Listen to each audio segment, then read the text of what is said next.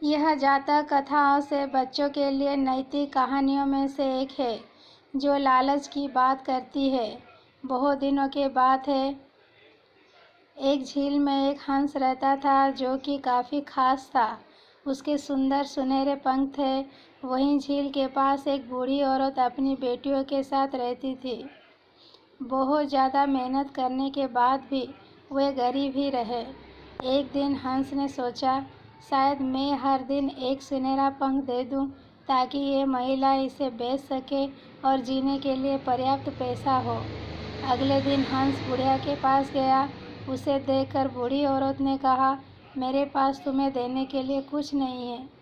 लेकिन ऐसा कहने पर हंस ने कहा, लेकिन मेरे पास तुम्हारे लिए कुछ है, और समझा है कि वो क्या कर सकती है। बुढ़िया और उसकी बेटियां सोने का पंख बेचने के लिए बाजार गई थी। उस दिन वे हाथ में पर्याप्त धन लेकर खुश होकर वापस आए।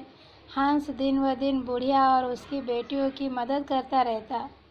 बेटियां चिड़िया के साथ खेलना पसंद करती थी और बरसात और ठंडे के दिनों में उसकी देखभाल करती थी।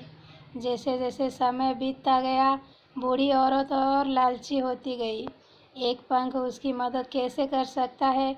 जब कल तक हंस आ जाए तो हमें उसके सारे पंख तोड़ देने चाहिए, उसने अपनी बेटियों को बताया।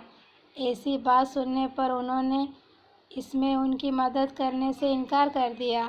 अगले दिन बुढ़िया ने हंस के आने का इंतज़ार किया। जैसे ही पक्षी आया, उसने अपने अगले हिस्से को पकड़ लिया और अपने पंखों को तोड़ना शुरू कर दिया। जैसे ही उसने उन्हें तोड़ा, पंख सफ़ेद हो गए। बुढ़िया रो पड़ी और हंस को जाने दिया। इस पर हंस ने कहा कि तुम लालची हो गए हो। जब तुमने मेरी इच्छा के बिना मेरे सुनहरे पंख तोड़ दिए तो वे सफ़ेद हो गए। इतना कहकर हंस गुस्से में वहाँ से उड़ गया, फिर कभी नहीं दिखाई पड़ा। सीख।